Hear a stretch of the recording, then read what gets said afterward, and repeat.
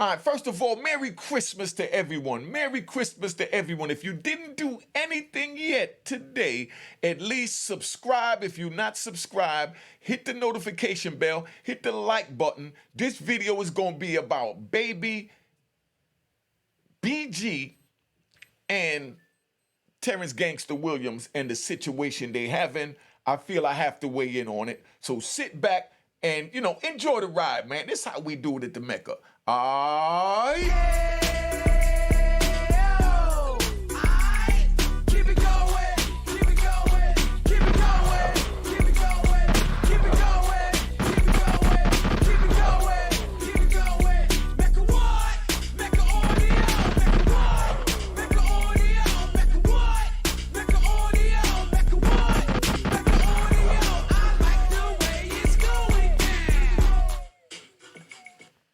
You know what it is, Unique Mecca Audio, man. This one's about BG's paperwork. We're gonna get to the point. I gotta speak on this because this is something that the youngins need to fully understand and know how this thing works, because there's so much going on social media where everyone is throwing a bone at everybody. I'm not throwing no bones. I'm not picking no sides. I'm neutral. I'm just breaking it down by the facts of what I know. If I say something wrong, please, my phone number is on the screen, 917-680-9091, so we ain't got to play no rat bastard, flip-flop, we ain't in public troll games, because we don't do that because this is a gangster channel. All right? Now, so the situation is, we got Terrence Gangster Williams came out of jail about a year ago, a couple of years, whatever it is. I don't keep up on things like that. I don't even know how long I've been out. But he came out, he went and, he admitted what he did. He even said that he sat at the table to make the rules and he violated the rules. That statement alone, I respect that man for standing on what he did. I don't agree with what he did. Let's get that straight. So if you want to play the games that I say that I respect what he did, because the rat bastards and trolls is going to try and twist it to say that I respect him. You understand? I don't give him any thought like he don't give me no thought. Period. Because we're in two different lanes. I stood on mine. I served 26 years out of a life with no chance of parole, plus 20 years. And that's where I stood. And he chose the other route to come home. I can't judge him. Only person can judge that man is Allah, period. You know what I mean? Now, I'm just going to speak on the rules to make sure that y'all know how this thing play. Now, Terrence Gangster Williams, he come home, he admitted what he did, he starts his YouTube channel. First of all, Baby went public and said he not messing with him because he don't mess with people that stand on the other side. That's what we know Baby to stand on. And now I respect that and I respect Baby. Let's say that. By me saying I respect Baby and I don't give, Terrence Gangster Williams any thought, because Terrence Gangster Williams is not in my lane. Allah have to judge him for his actions. Period. The same way Allah have to judge the person that told on me for his actions, not me. I leave things in Allah's hand. That's what it means when you take your shahada. Now, so you fully understand what I'm saying. Now, Baby said he don't mess with him, blah, blah, blah, and he left him alone. Now, Terrence Gangster Williams had to find a lane. Here's a man that had to find a lane. Here goes Unique Mecca Audio, a man that stood 10 toes down, had to find a lane. So I find a lane where I'm talking to the youth my way, he's talking to the youth his way, and it's up to the youth who they listen to. They can listen to both of us, and they'll come to their own conclusion because they know right from wrong. If they want to justify or wrong with a right, then that's on them. In psychology, they call that mollifying.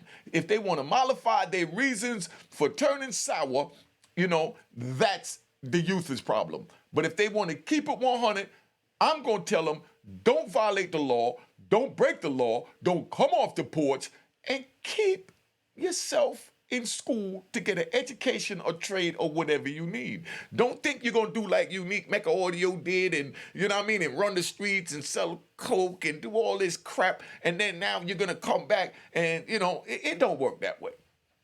It don't work that way. So now, I just can't seem to understand why people can't understand when someone is in their lane, just leave them alone. I'm in my lane. I just asked to be left alone. This kid, Terrence, is in his lane. He's asked to be left alone. I haven't mentioned his name. I don't mention anyone's name. I've never got on my channel and sat here and mentioned anybody's name. I just say that I don't like a rat bastard, flip-flop wearing in public troll. That's it. But I'm not going to sit up here name bashing people because that's not me. Allah is going to judge them in time when Allah feel it's time. And it's not up to me to say, Allah, you taking too long. You know what I mean? Because I felt the law was taking a long time when he took 26 years to get me out the belly of the beast, you know? But I held my faith, just like Job in the Bible. They took everything from Job. The devil said, let me go at him. You know, I'm riding right now, so let's ride. You know what I mean? So this is Christmas, so let me give you the story of Job real quick. Job was a man in the Bible. It's spelled J-O-B like Job, but it pronounced Job. Job was in the Bible, and Job was one of God's most loyal, faithful followers. So the devil went to God and asked him, well, he told them. He said, everybody would forsake you if their back is against the wall. The same way you got these rat bastards and flip-flop wearing in public trolls saying, everybody would tell, because they would tell. That's the devil. Now, the devil goes to God and tell God, if you allow me to put him under pressure, he will forsaken you. And God said, okay, you do what you want to do, but just don't take his life. One day, Job's sitting in a house to speed it up, and somebody ran the house and said, there was a terrible flood, and all your cows and your livestock fell over the side of the road. You know what I mean? So now he lost everything, you know? So then somebody else run in the house, and they said, it was a fire in the barn, and all your hay and the wagons and everything is burnt up, you know? And Job still said, I have faith in God to make it right. Then the devil said, I got to get him. So now he goes back to God, the devil, and says to God, hey, I want to physically harm him in a way of torturing him. You know? So God said, just spare his life. So they wound up, devil went back and gave him, some type of disease where his body turned out and all these sores and all that, and he's on his deathbed. And then the devil said, do you forsake your God now? And Job said, never will I forsake my God. While he was on his deathbed, just so you understand that. And by him saying that, he passed the test, and God gave him back everything in abundance. You understand? That's where we at. That's Job. That's when you lose everything. But now what I'm saying is, so you understand my point, because you already know I'm riding. So you understand the point with Job, You don't know what you're going to do until you put under that microscope and your back is against the wall. We already know what someone that told would do when their back is against the wall, because they told to get their back off the wall. So now if they come home and they're chilling in their lane, you understand? You exiled your brother. Baby, you exiled your brother, because you feel he committed treason, and he even said that he violated and he was dead wrong for what he did. And you said, even though you apologize, there's no forgiveness because there's no justification for telling. But yet, your young boy BG come out, your baby come out. You know what I mean? I love BG music. You know what I mean? BG comes out and he makes a song that Terrence felt was dissing him. So now Terrence responds. But Terrence was in his lane chilling. Now you put his back against the wall by bringing up his name, well, subliminally, bringing up his name, well, allegedly bringing up his name, because I don't know if, BG said that, was directing it to him or not, but Terrence felt it was towards him. But then now that's a green light for this man to come out and go with you. When what I see is that, you know, Terrence accept his exilation and he's been staying in his lane. He came home to nothing when BG came home to you, welcoming him, hitting him with the bag and everything you would have did for him if he would have kept it 100. But he didn't. But he accept that. He accept that. He's in his lane. You know what I mean? I'm not defending him. Don't think I'm defending him. I'm not defending anyone. I'm just putting it out there so the youth could understand. You know, so I'm not even weighing in my opinion on what, you know, Terrence did, because that's between him and Allah. When you lay your head on the pillow, you have to deal with your demons like I have to deal with my demons when I lay my head on the pillow. So I'm not going to entertain my thoughts while my head is on the pillow to worry about what Terrence or any other man did, because I got my own demons. I shot my own brother. My mother was tied up, kidnapped, and pistol whipped and tortured to find out where the bag was. Those are my demons. They locked me in a cage for 5 years in 80X Supermax, looking at 4 walls that seemed like they kept caving in, where I had to talk to myself and pray to Allah, please don't let these walls crush my skull. I want to go home to see my children one day. I want to go home and sit with my grandchildren one day. Get this life sentence off me and get me out this cage, Allah. I pray that every night. If that's what you want, that's on you, you know? And it's crazy because I want you to fully understand, right, that Allah judges all, God judges all, Buddha judges all, Jah judges all, Yahweh judges all. Not us on social media. So that's why I don't weigh in on all of this. But I'm just telling this that youngins, stay out the street. Stay away from the bull crap. If you don't stay away from the bull crap, you're going to get caught up in things you don't want to get caught up in and be put through the test of Job. You know what I mean? Now, this is what we're dealing with. You know, Baby have a choice to make. Baby have a big choice to make. One of the biggest choices in his life, I'm going to say. Because he denounced his own brother for committing treason.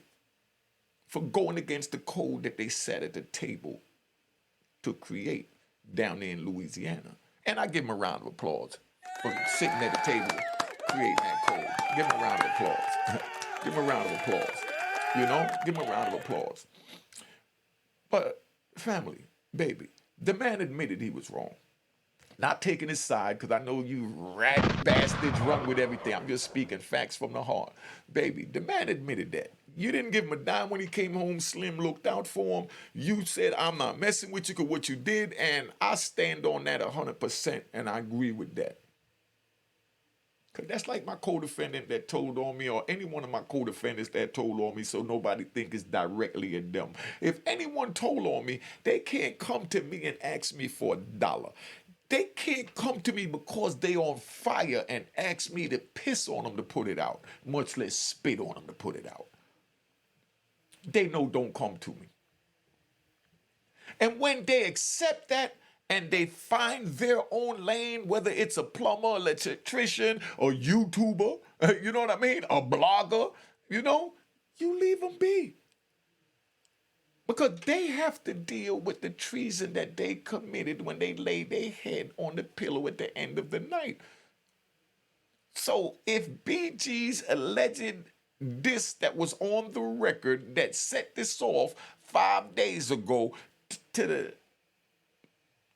bring Terrence out to reveal this paperwork that he said he got from someone sent into his DM, meaning he wasn't looking for dirt on BG.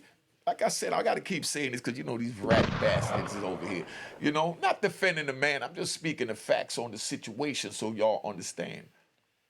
Baby, you have to tell your camp to leave him alone. You exiled him. He don't exist. That means he don't come out of y'all's mouth. Period. And it seems like he's fine with that. Not saying you did nothing wrong, baby, because I respect your gangster and what you stand on wholeheartedly. Wholeheartedly. But family, the same way, you know, and no disrespect, I got to put this out there. Same way I got to put this out there. You got Honeycomb Brazy. You know what I mean?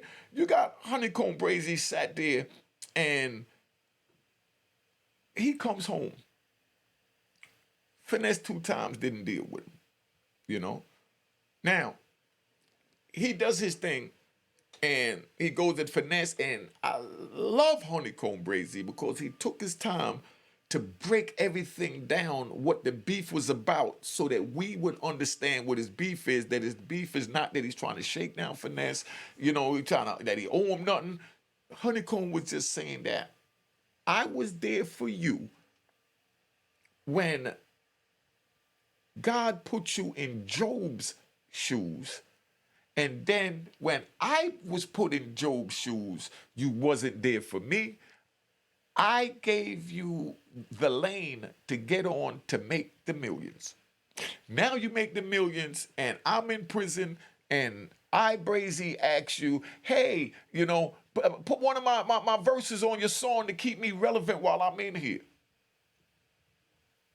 And Brazy did the same for you. Offered to do the same for you. Whatever you rat bastards want to call it. You know what I mean? So that was Brazy's beef. Period. Because Brazy's looking at what Finesse 2 times did as treason. Because he went against the code. My brother, my oldest brother, not the one that passed, not Peter, a.k.a. Khalif, rest in peace. My oldest brother that brought me out in the street, he told me if you ever get caught, you don't serve no white man with blonde hair and blue eyes, they the police. This was in the 70s, so, you know, they didn't have a bunch of, rat bastards from all, you know, nationalities and culture. It was just white men coming in the Bronx or coming in Brooklyn trying to cop from us, you know, and we got to figure out who was who. And 9 times out of 10, they had blonde hair and blue eyes, you know. But their eyes blue or any other color other than black, we didn't trust them. And that's what I was told. But my brother told me when you get caught, not if you get caught, when you get caught, you know, you shut the F up. You don't say nothing. We coming to get you, you know. If we then we're gonna get your lawyer. If you wind up in jail, we're gonna take care of you when you in jail. You understand? So now, I go to jail. I serve my time. I come home. I look out for my brother. I came home on a Tuesday. That Saturday, I went to see my brother and told him, "You ain't got to worry about nothing. I know the code. I got you." You know. And then I went up to Washington Heights, took my little $100. I came out of jail with $366. I turned that into a multi-million-dollar enterprise. But I came with $366. Right? I had to give you what I did. I put $100 down on a 2-finger name ring, you know, for these 2 fingers. You know what I mean? I put $100 down on that. And then I went down to Modell's on 42nd Street. I'm riding. I feel like riding. You know, Merry Christmas to everybody, you know. I go down to Modell's on 42nd Street, and I bought a farmer suit because I was ready to hit the field, you know? And I bought a yellow and black UN sweatshirt with the Adidas sign on it, and I bought a pair of white with the gold stripe, you know, UNs to match. And then I bought me a conductor hat, you know, because I was ready to hit the field, you know? And that was, you know, another $100. So that's $200. I took another $100 and I go and see the dudes that I used to rob up in Washington Heights when I got shot up the 4 times that the rat bastards want to sit there and talk about, because to them it's fascinating. To me, it was just another step in the jungle, you know? But I go see them and they scared to death. They thinking I'm coming to rob them. I go up there with $100 and nobody wanted to deal with me. They scared to death. They said, oh, he trying to get an apartment so he could rob us again. This nigga ain't had enough, you know? But, you know, it was a couple of them that wanted to deal with me that said, nah, come on, we gonna give you a shot. Come explain to you, I ain't robbing no more. I'm gonna just straight be a drug dealer, you know? So I roll up to go see him, and they offer me 7 grams, you know what I mean? A half ounce for my $100. So I said, nah, I don't want nothing but what my $100 buy, because I don't want you to feel like this is any type of extortion, because I want to come back, do what I got to do, and have a steady connect. And they all were scared to death of me, especially when I said that, except for one dude, you know? It's one dude. Y'all ain't gonna know who he is, but I'm gonna just say his first name. His name was Franklin, you know? So Franklin said, come on. He take me around the corner to 174th in Amsterdam, take me up to his apartment that he lived in with his wife and children. And he broke out the bag of cocaine and he gave me 3.5 grams and said, and I want to give you this for a welcome home for coming out. And I said, no, I don't want anything for coming out of jail, because I didn't do nothing, you know, that deserves, you know, any type of reward from you, you know? So let's stop that. I took the 3.5 grams. I went down to, you know, down South Jersey, you know what I mean? And, you know, from 42nd Street, did what I had to do. I came back up, you know, and, you know, flipped it a couple of times and I blew from there. You know, that was the $300 out of that. Now, I was in my lane. But as soon as I got some money, I went and I took care of my brother. I went back to visit him, put 500 on his books, you know? And I continuously looked out for him. But then when I got locked up, he asked me, do I need something? I said, nigga, I'm in jail. I need whatever you can stand to give me. I'm not making an income other than hustling off the land, and this is the currency on the land. Punk ass stamps. This is the currency off the land. So, nigga, I got stamps, you know, for my life savings. And you asking me, do I need something? You know? I said, what you could do is, you know, just get me an ounce of weed. Just get me an ounce of weed so I could flip these stamps and get some more and send some money home, you know, to my kids. He told me, yeah, on Sunday all the way until Thursday. The bus was coming up on Friday. So then he turns around and he comes back. And every night my man came to me that he was supposed to take the ounce to, because his sister was going to bring it in for us on the bus that was coming from D.C. So she's going to take the bus from the Bronx, you know, to 42nd Street. And then from 42nd Street to D.C. And then get on another bus with, you know, called a joint connection, you know, that one of the Moore brothers had, from D.C. McDonald's around the corner from the bus terminal, you know. So you trolls and flip-flop wearing and public rat bastards could say I'm telling, because everybody knew where the bus was. But that's what they do. They quick to say someone is telling. So she was going to come up there, and bus was leaving 2 o'clock Friday. Thursday night, I talked to my brother. I said, what's up, man? She leaving in the morning. He said, man, you don't need to be doing that. But, dog, I was bringing you weed to jail. Now you trying to be a good Samaritan, nigga? When I was bringing it to you, when you needed it, and I needed you to give me that, I said, you know what? At least send the girl $100 so we get $100 worth of bush. We could have something for the holiday. It was Thanksgiving time. And he said, man, you know, I got bills to pay. I said, dude, I gave you over $50,000. Probably up $100,000 while you was in prison doing your 8 years, and I was on the street, running the streets as a kingpin, putting my life in danger.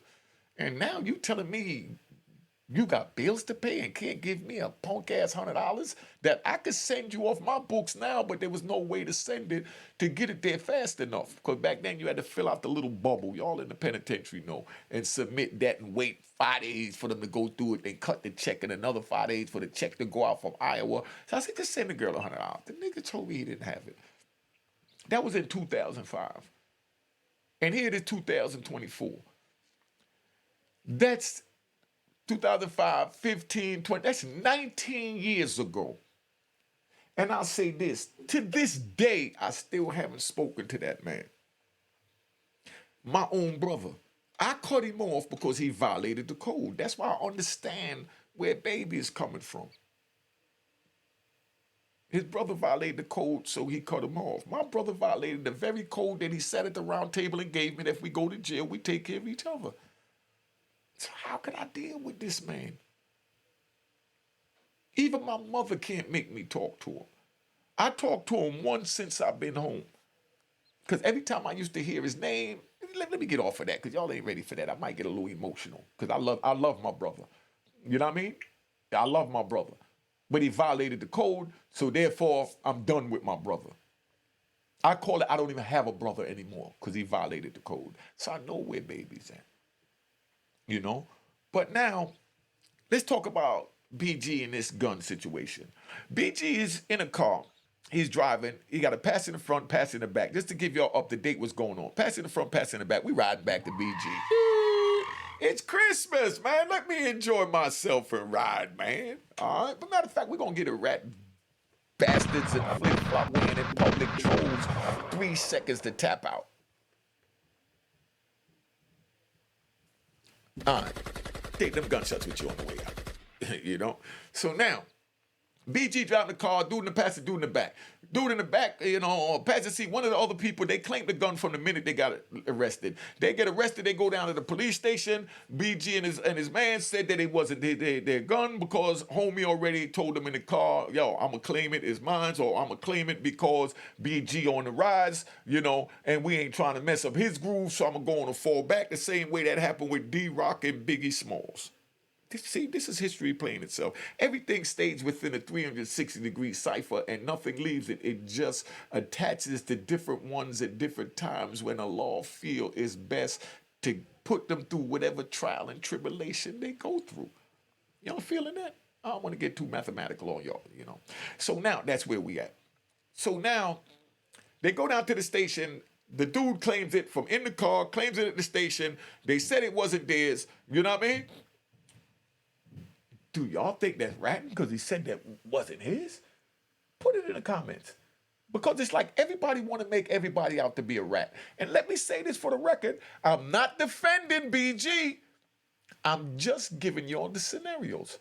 If that's what happened, do y'all think that he was a rat? Do you think he told because he said it wasn't his gun? You know? Do you think, come on, man, just think about that. The man claimed that he said it wasn't his. You know?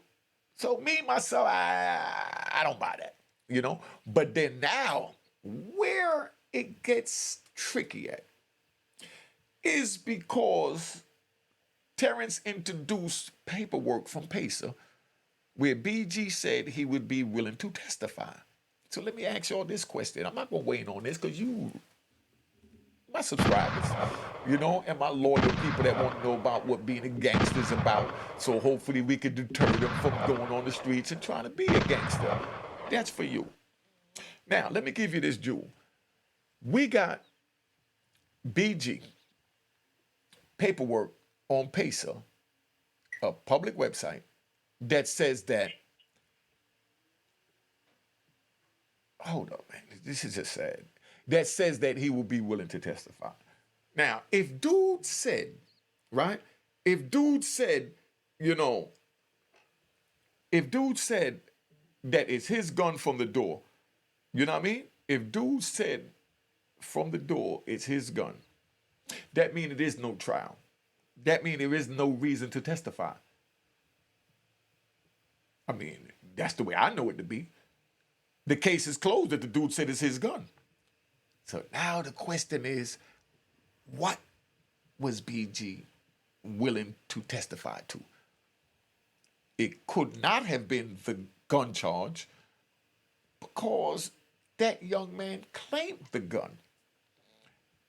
So the question should be, if BG was willing to testify, what was it that was said that would warrant a testimony at a trial, and at what trial? We know it's not at the trial for the gun that he's caught with, but what else was said in the process of this investigation? Put it in the comments. We know for a fact that the dude claimed the gun So there was no need. And a matter of fact, BG didn't even say it wasn't his gun. BG said he knew nothing about the gun in the car, keeping it gangster. So BG get his props for that. He said, man, I don't know nothing about no gun in the car. I'm just driving the car, man. I ain't know if he got no, I don't know nothing. You know what I mean? So what could he testify to at that gun charge? When the dude is not even going to trial. All he could do is get on the stand and say, man, I didn't know that he had a gun. I was just driving a car. But the dude wasn't even fighting the gun. Now, if the dude chose to fight the gun, that's where BG and the person that was fighting the gun and the other passenger would have to go to court together and fight the gun. And then if it looked like it's getting sticky, that's when the owner of the gun would step forward and say, man, you know, get on the stand, tell the jury, look, it was my gun. You know what I mean? They just trying to be loyal to me. You know, they ain't had nothing to do with it. They didn't know it was there. You know, I wanted to try and fight it, you know, but, you know, I don't want to see my comrades go down, so I'm claiming the gun. That's how that plays out in the street. Are y'all cut like that? To sit in jail for a year, 2 years, maybe 3 years while your comrade fights a case that you know you had nothing to do with? Or are you just going to tell from the police station that it's his? Let me out. When he's saying, yo, I could think I could beat this. They ain't had no right to search the car. So I need y'all to stand tall with me. We're going to fight this. To be a part of the street, you got to roll with it. You got to fight it. You got to fight it. You can't tell. So if any of y'all watching this right now that is thinking about, you would tell that means that you're on the right path to be a straight civilian, and that means don't get involved in the street. Then you could do what you want to do because you work in a 9 to 5 and you paying your taxes. But if you want to run around in the car with a dude with a gun for whatever reason, you understand? And then you get picked up. If you put yourself in that car for that ride from point A to point B, that means that you also in for that ride to the courtroom, to the trial, and possibly to the penitentiary. If this make no sense to you, then I commend you. That's why I say don't get involved in the street. Because this is how I was programmed. Like a captain going down with his ship. But I'm the soldier that'll stand next to my captain and go down with him. Could you imagine when the Titanic sank? Everybody running to go off the ship. The captain making sure everybody gets on, you know, the life raft. And they saying, come on, Captain, get on, come on, there's room for you. And he's saying, never, I will go down with my ship. That's the same way before I tell all my comrades or anyone, I will fall on my own sword. That's how twisted I am. I don't want you that twisted. This is Christmas. Share this video with someone, please. So they know don't go down that road. And a message to y'all, leave these dudes that told alone. I don't bother these dudes that told because they're in their own lane and I'm in my lane. And I respect those that respect that leave my name out their mouth. And I'm definitely going to leave their name out of my mouth. Even when I feel I need to respond, I don't say their name because their name tastes like shit in my mouth. A rat's name tastes like shit in my mouth. So I leave them alone because I don't want shit in my mouth. So that's my Christmas message for today. Leave these people alone that told. Let them stay where they at. And that's it. And stop trying to make everyone a rat bastard. Any little situation, oh, he told. If that man claimed the gun in the car from the scene of the crime to the police station, and then BG said, I didn't know the gun was in the car, and now y'all on YouTube say BG told. Only thing that concerns me is the willing to testify about what? What y'all need to worry about is anyone that was in that circle at that time is what may have been said that would warrant a testimony, because there's no testimony warranted in the gun charge.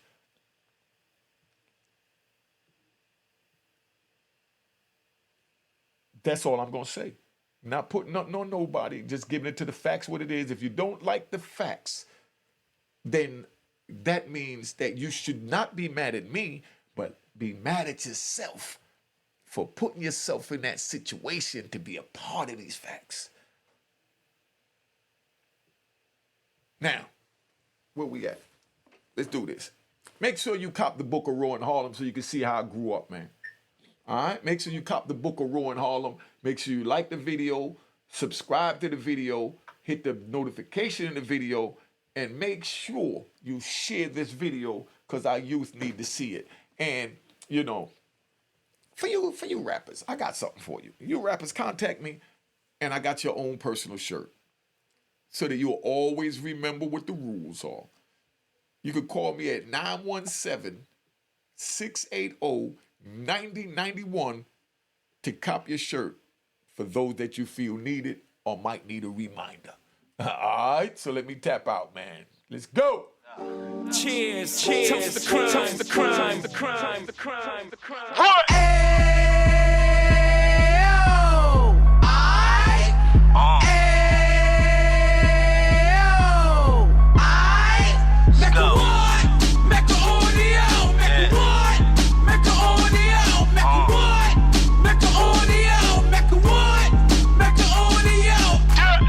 Fresh out the can of 26, yeah. He back on the strip, getting back in the mix. Yeah. What he mentions a gift. You stand up 10 toes down, and I suggest you pay attention to this.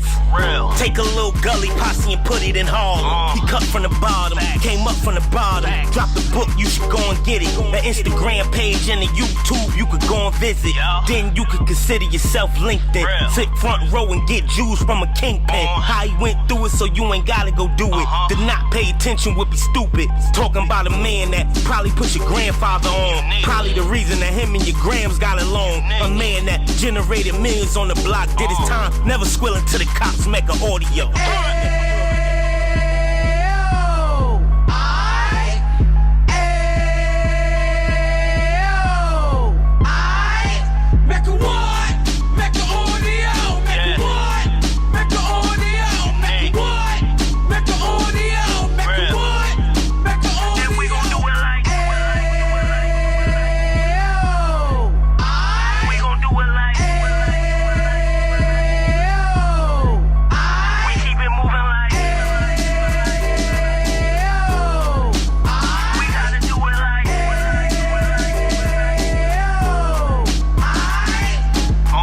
Get it live like 2 G's in the 90s. Drop top beamer so shiny. I let shorty go, she was whining.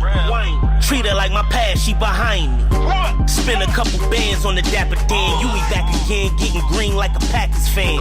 No cap, it's a roaring uptown. They be horn uptown, Dominican bust downs. Now we on the positive, we got a lot to give. Now he trying to stop the kids from being inoperative. So take heed, homie, lend a ear. He started in uptown, he gon' finish dead. But now it ain't about selling drugs, buying cars. It's about buying property to make the community ours. So we can give back to the youth them. Cause they the truth them. And bless up to all the road men.